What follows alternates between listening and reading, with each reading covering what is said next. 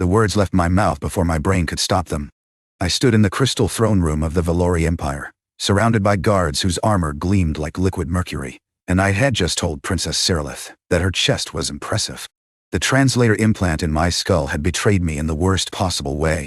What I had meant to say was that the ceremonial chest plate she wore, an intricate piece of metalwork depicting the entire history of her dynasty, was a masterpiece of craftsmanship. What the translator decided to convey was something else entirely. The silence that followed could have crushed diamonds. Princess Serelith rose from her throne. She stood nearly 7 feet tall, her skin the color of deep twilight, her eyes burning like twin supernovas. The Vaelori were beautiful in the way that predators were beautiful, elegant, deadly, and utterly without mercy. "Human," she said, and her voice carried the weight of a collapsing star. "Do you understand what you have just declared?" I didn't. I absolutely didn't. But the way every guard in the room had drawn their weapons suggested it wasn't good. "Your Highness, I believe there's been a translation error." Silence. She descended the steps of her throne with the grace of falling water. Each footfall echoed through the chamber like a death knell. The guards parted before her, their faces masks of barely contained fury. I was Ambassador Marcus Cole, first human representative to the Vaelori Empire, sent to negotiate a mining treaty that would secure Earth's energy independence for the next century. I had spent 3 years learning their customs, their history, their 14 different forms of formal address. I had memorized the precise angles of bowing, the exact duration of eye contact permitted with each rank of nobility. And in one moment, one catastrophic malfunction of technology, I had apparently committed an offense worthy of execution. The princess stopped directly in front of me. She was close enough that I could smell her, something like ozone and night-blooming flowers. Her eyes searched my face with an intensity that made my skin prickle. "You spoke the words of claiming," she said, "in my father's throne room, before the entire court. The words of—" I felt the blood drain from my face. "Your Highness, I was commenting on your armor. The chest plate. The craftsmanship. The translator does not make such errors." Her voice was ice. "It reads intent, not words." That stopped me cold. The Vaelori translators were legendary, organic technology that interfaced directly with neural pathways. They didn't just translate language, they translated meaning, emotion, the truth beneath the words. Which meant, "I see you begin to understand," the princess said. "Your surface thoughts spoke of armor. But beneath that," she tilted her head, studying me like a scientist examining a new specimen. "Beneath that, your intentions were far more honest." My throat went dry. I thought of the first moment I had seen her, the way she had entered the throne room like a force of nature, commanding and magnificent. I thought of the unconscious admiration that had flickered through my mind, quickly suppressed beneath layers of diplomatic professionalism. The translator had found those thoughts, and it had broadcast them. "Among my people," the princess continued, "the words of claiming are sacred. They are spoken once in a lifetime. They cannot be retracted." She paused. "And they must be answered." Answered how? The princess smiled, and it was the smile of a predator that had cornered its prey. "With blood," she said. "Or with binding." The guards closed in around us, forming a perfect circle. There was no escape, no diplomatic immunity that could save me now. I had stumbled into something ancient and inviolable, and I would face the consequences. "You have until dawn to choose," the princess said. "Dye the blade, Ambassador Cole, or become mine." She turned and ascended back to her throne, leaving me standing in a prison of my own making, wondering how a compliment about metalwork had become a proposal of marriage, and which option terrified me more. They gave me a room. It was luxurious by any standard, silk hangings, a bed that could fit 6 humans comfortably, a balcony overlooking gardens that glowed with bioluminescent flora. It was also, unmistakably, a cell. The doors were sealed with energy barriers. Guards stood at every entrance. And somewhere in the palace, diplomats from Earth were frantically trying to reach me, their communications blocked by Vaelori protocol. I had committed a crime of honor. Until it was resolved, I belonged to no nation but this one. I stood on the balcony, watching the 3 moons of Vaelor rise over the horizon, and tried to think my way out of an impossible situation. Death was unacceptable. Not just for personal reasons, though I was rather attached to being alive, but because my death would destroy any hope of relations between humanity and the Vaelori Empire. They would see it as proof that humans couldn't be trusted, that we were too crude, too careless to interact with civilized species. But binding. Marriage to a woman I'd met hours ago? A princess of an alien empire, whose customs I barely understood. A knock at the door. 3 precise taps. "Enter," I said, though I suspected I had had no choice in the matter. The door shimmered, and a Vaelori woman stepped through. She was shorter than the princess, her skin a lighter shade of purple, her robes marking her as some kind of servant or attendant. She carried a tray of food in a small box. "The princess sends sustenance," she said. "And a gift." "A gift?" The attendant set the tray on a nearby table and opened the box. Inside, resting on velvet darker than space, was a pendant. A perfect sphere of captured light that pulsed with a gentle rhythm. "A heartstone," the attendant explained. "It beats in time with its giver. The princess had it made when she was young, waiting for the day she would find her claimed."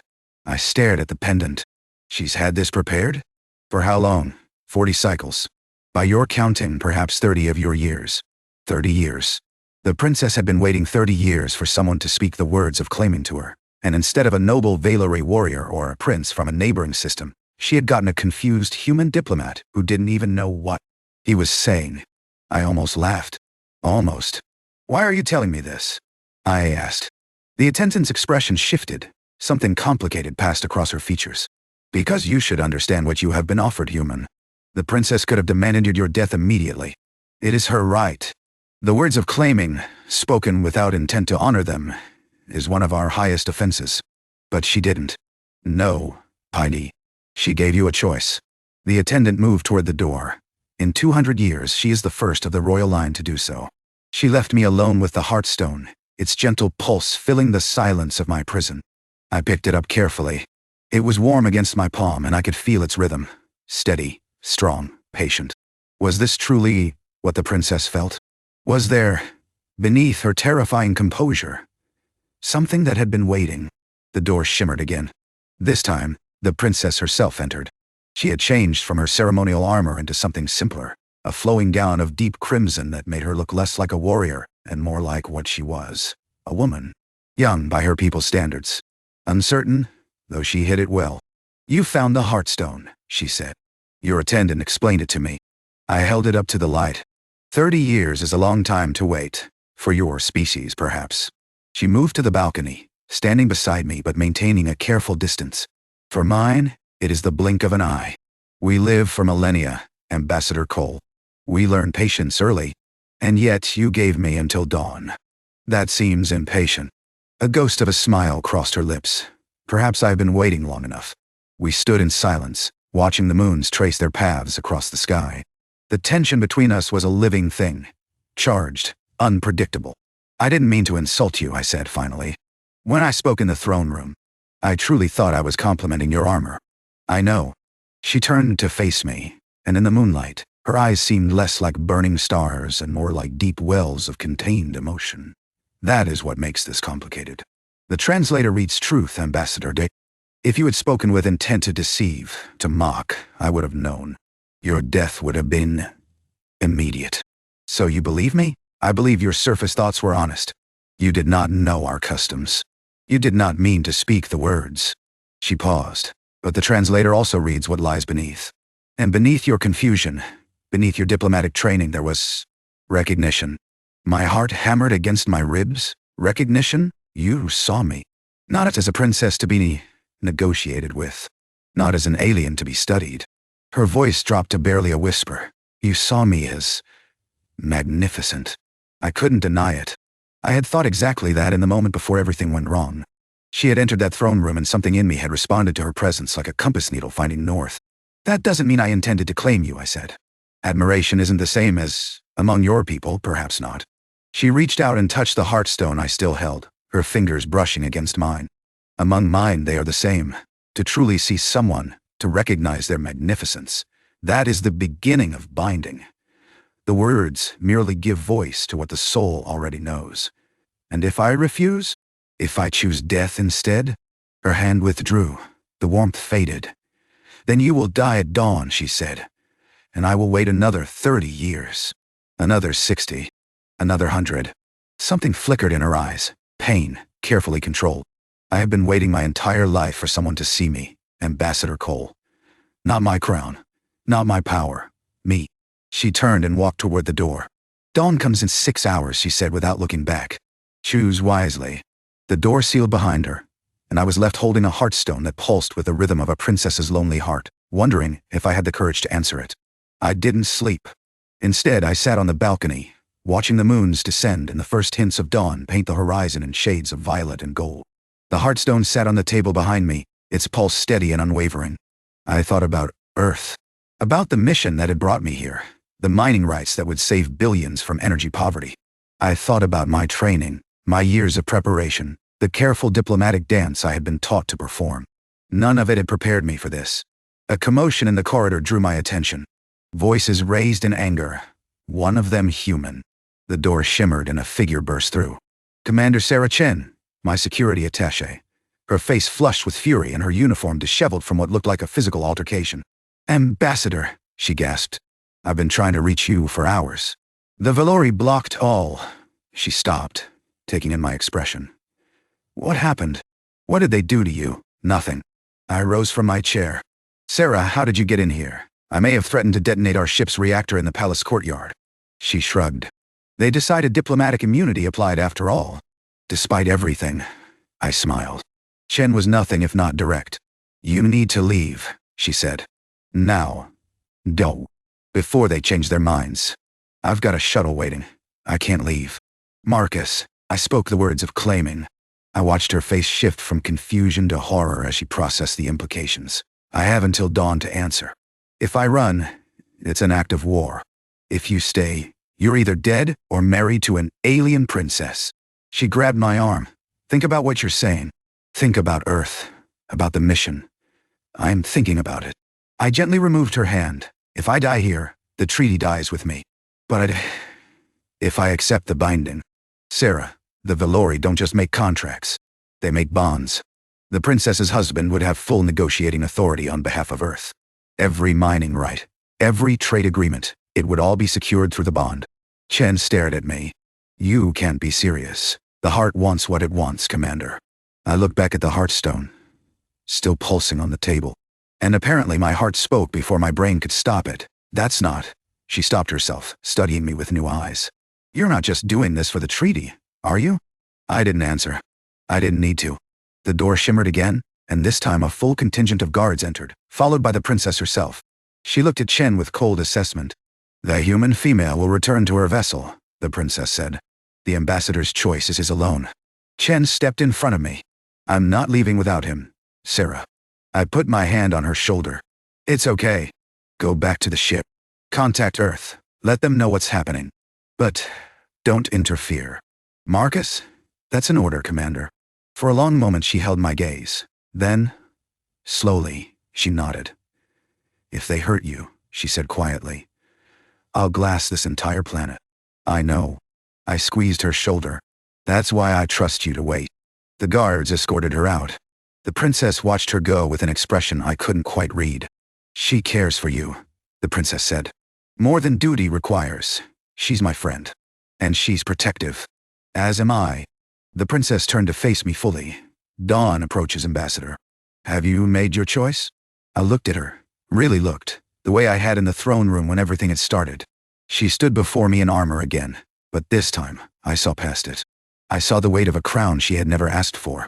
I saw 30 years of waiting, of hoping, of watching others find what she could not. I saw someone who was terrified that I would choose death over her. I have a condition, I said. Her eyes narrowed. You are not in a position to make demands. Not a demand. A request. I walked to the table and picked up the heartstone. Among my people, binding, marriage, is built on more than recognition. It's built on knowledge, understanding, time. You wish to delay? I wish to court you. I held up the heartstone, letting its light play across my fingers, properly, with intention. I want to know who you are beyond your crown. I want you to know who I am beyond my confusion. I met her burning eyes. If I'm going to be yours, I want to choose it. Not because I stumbled into sacred words, but because I understand what they mean. The silence stretched between us. I could feel the guards tensing, preparing for her rejection, for my execution.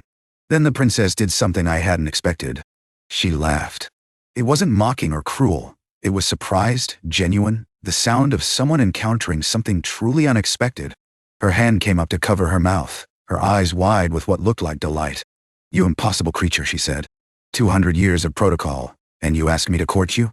"I'm asking to court you," I corrected. "If you'll allow it." She crossed the distance between us in 3 strides. She was so close I could feel the heat radiating from her skin, could see the individual stars that seemed to swim in the depths of her eyes.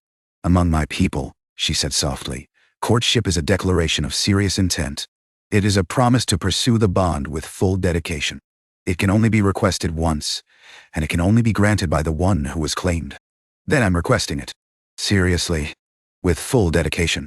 She studied my face for a long moment. Then she reached out and closed my fingers around the heartstone.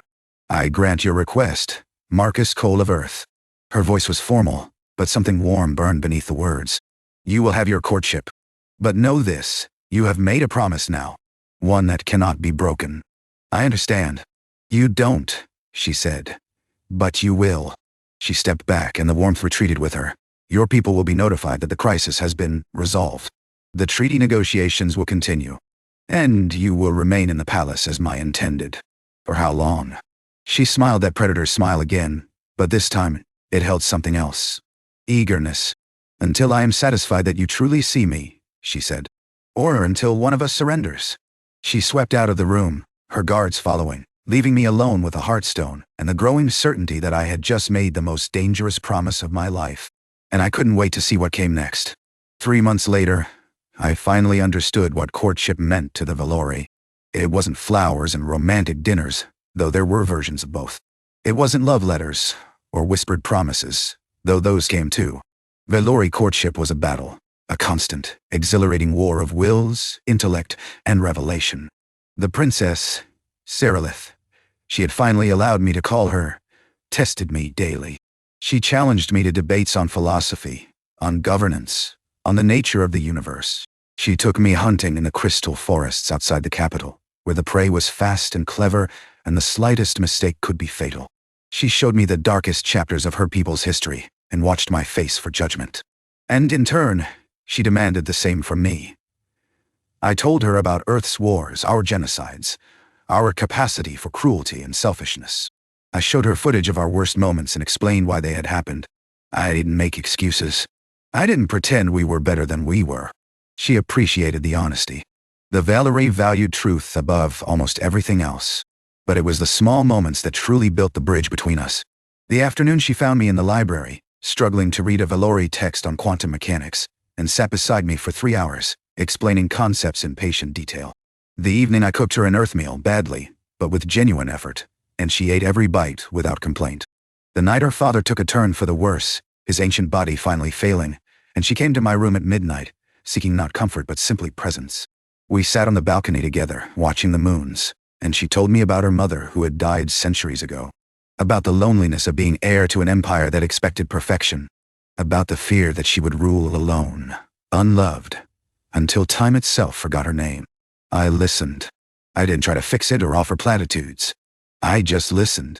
When dawn came, she looked at me with something new in her eyes. Not the burning stars of our first meeting, but something warmer. Something like home. "You're not what I expected," she said. "Neither are you." She smiled. "Is that a compliment?" "It's the truth." I reached out and took her hand. Her fingers were longer than mine, stronger, but they fit. "You're magnificent, Serelith. Not because of your crown, or your power, or your people's might. Because of who you are. The woman who waits. The princess who gives choices. The ruler who values truth above flattery." Her hand tightened around mine. "You see me," she whispered. "I see you." The word hung between us, heavy with meaning. This time, I spoke it with full intention. This time, I knew exactly what it meant. "The courtship is complete," Serelith said. "You have satisfied my conditions, and you've satisfied mine." I stood, still holding her hand. "I know you now. Not completely. That will take years, maybe centuries. But I know enough to be certain." Certain of what? I reached into my pocket and pulled out the heartstone she had given me months ago. I had carried it every day since, felt its pulse against my chest, let it remind me of what was at stake. Now, I held it out to her. "Among my people," I said, "when someone wants to bind themselves to another, they give a gift. A symbol of their commitment. I pressed the heartstone into her palm, closing her fingers around it. This is yours. It always was. I'm just returning it. With interest. Serelith stared at the stone, then at me. For a moment she looked almost lost. A woman who had waited 30 years for something she had never truly believed would come. Marcus, she said. Are you certain? This is forever. Among my people, binding cannot be undone. I know. You will age while I remain young. You will die while I continue. There will be pain. I know. I cupped her face in my hands, feeling the warmth of her skin, seeing my own reflection in her starlit eyes. There's an older saying, better to have loved and lost than never to have loved at all. I don't know how many years we'll have, but I know I want every one of them. She made a sound, something between a laugh and a sob, and pulled me close. The kiss was unlike anything I had experienced. Vaelori passion was intense, overwhelming, like being caught in a star-going supernova. But beneath the fire, there was tenderness, care, the controlled strength of someone who could break me but chose instead to hold me gently. When we finally separated, both breathing hard, Serelith pressed her forehead against mine. The binding ceremony will be held at the next moon convergence, she said. 3 weeks from now. The entire empire will witness. I should probably warn Earth. She laughed, that genuine, surprised laugh that I had grown to love. Your Commander Chen has been threatening to glass the planet if anything happens to you. Perhaps you should reassure her. I'll tell her it's a happy glassing-free occasion. See that you do. She kissed me again, lighter this time. I have announcements to make. Treaties to finalize. A father to inform. She paused. He will be pleased.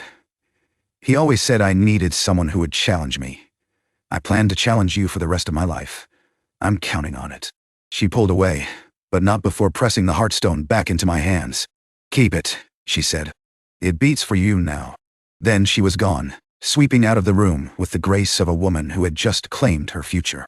I stood on the balcony, holding the heartstone, watching the suns rise over the crystal city. Somewhere below I knew diplomats were scrambling, protocols were being rewritten, and history was being made.